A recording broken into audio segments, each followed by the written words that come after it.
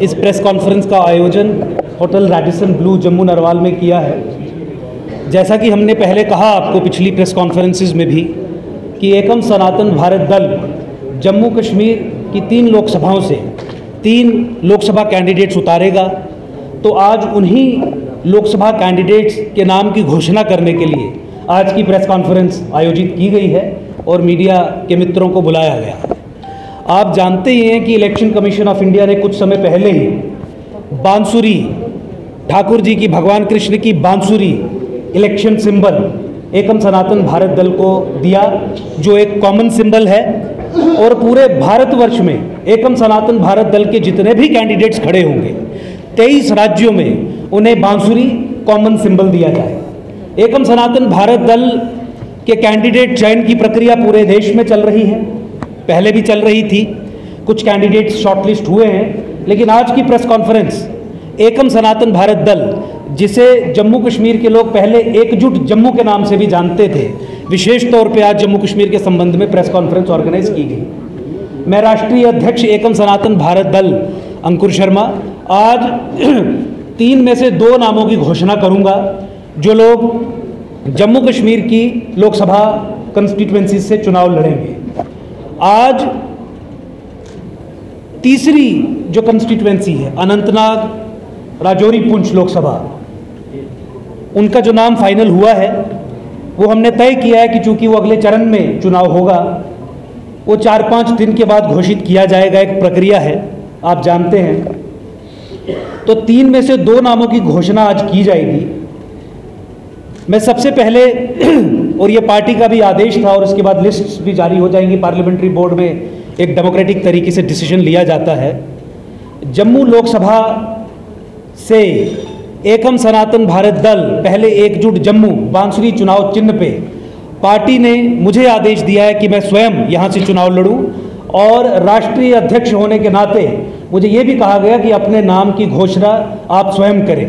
तो मैं अंकुर शर्मा एकम सनातन भारत दल की तरफ से जम्मू लोकसभा कंस्टिट्यूएंसी से चुनाव लड़ने की घोषणा अपनी स्वयं ही कर रहा हूं। पार्टी के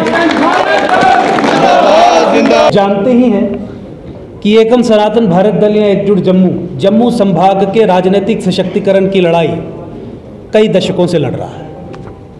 आप ये जानते ही हैं कि एकजुट जम्मू जो अब राष्ट्रीय स्तर पर जाके एकम सनातन भारत दल बना, इसने उस कॉन्ट्रैक्ट को, उस अंडरस्टैंडिंग को चुनौती देने का काम किया जो दिल्ली और कश्मीरी इस्टेब्लिशमेंट के बीच में थी, और जिस अंडरस्टैंडिंग और कॉन्ट्रैक्ट के चलते जम्मू संभाग को एक सेकेंड ऑर्डर स्टेटस में रख दिया गया था।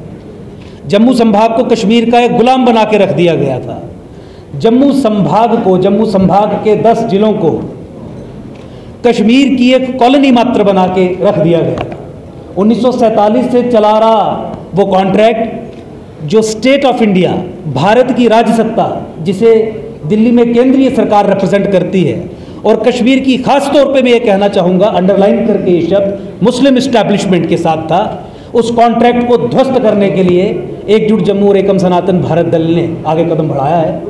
लोकतांत्रिक व्यवस्था में, एक पॉलिटिकल सेटअप में, कॉन्स्टिट्यूशनल डेमोक्रेसी में राजनीति के माध्यम के अलावा दूसरा कोई माध्यम नहीं है कि आप नीतियों में परिवर्तन ला सकें। राजनीति के माध्यम के अलावा दूसरा कोई माध्यम नहीं है कि आप व्यवस्था में परिवर्तन ला सकें। नाम भी मैं आपको बताना चाहूँगा, वो मंच पे ही है। कठुआ उधमपुर लोकसभा कंस्टिट्यूएंसी से जाने माने सोशल एक्टिविस्ट, पॉलिटिकल एक्टिविस्ट जो भद्रवाह से संबंधित हैं, मनोज पाधा जी हमारे सामने हैं, जिनका नाम रिजल्ट की कोई चिंता नहीं, बस एक जिद है कि जब जम्मू संभाग के लोगों के सामने कोई विकल्प नहीं, सर्वाइवल और एग्जिस्टेंस के मामले हैं, तो उस समय क्या किया जाए। तो एक विकल्प बनाने की प्रक्रिया में भागीदार बना जाए। विकल्प बनाने का काम कोई बाहर से आके नहीं करेगा, विकल्प बनाने का काम हमें ही करना था। हमने आज ये विकल्प बनाने का प्रयास किया है। पूर्व में भी आप जानते हैं कि चाहे रोशनी से संबंधित डेमोग्राफिक चेंजेस की बात हो, 370-35 को ख़त्म करने की बात हो,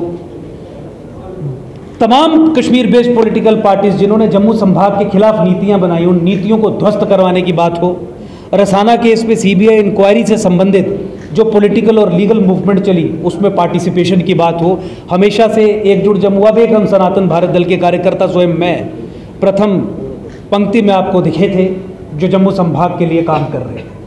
तो उसी पृष्ठभूमि में आज मुझे आपको ये बताते हुए फिर से पुनः बहुत हर्ष हो रहा है कि आधिकारिक तौर पे हमने कैंडिडेट्स घोषित कर दिए हैं। मैं आपके माध्यम से पूरे जम्मू संभाग के लोगों से ये निवेदन करूंगा कि अपनी पार्टी, अपनी राजनीतिक पार्टी, जम्मू में पैदा हुई पॉलिटिकल पार्टी, जम्मू संभाग के लोगों के लिए काम करने वाली पॉलिटिकल पार्टी, जिसका डिक्लेयर्ड ऑब्जेक्टिव है कि कश्मीर की कोई बात नहीं होगी, केवल और केवल जम्मू संभाग की बात होगी, केवल और केवल जम्मू संभाग के लोगों की बात होगी, केवल और केवल जम्मू संभाग के सशक्तिकरण की बात होगी। और इस सशक्तिकरण के चलते जम्मू को सेपरेट स्टेट बनाने की बात होगी, मूवमेंट होगी। उस भूमिका में, उस पृष्ठभूमि में हम आपके सामने उपस्थित हैं। इलेक्शन कमीशन के द्वारा दिया गया ये सिंबल भगवान कृष्ण की बांसुरी सनातन पार्टी के साथ बिल्कुल सम है। इस पे मोहर लगा के, इस पे बटन दबा के ईवीएम पे यही चिन्ह आपको दिखेगा। एकम सनातन भारत दल के जो कैंडिडेट्स हैं उन्हें विजयी बनाइए। कश्मीर में हमने कोई कैंडिडेट खड़ा नहीं किया क्योंकि हमें कश्मीर की बात करनी है। हमने जम्मू संभाग की 3 लोकसभा कंस्टिट्यूएंसीज में 3 कैंडिडेट्स खड़े किए हैं। 2 की घोषणा हो गई है, तीसरे की घोषणा 4-5 दिन हफ्ते में हो जाएगी।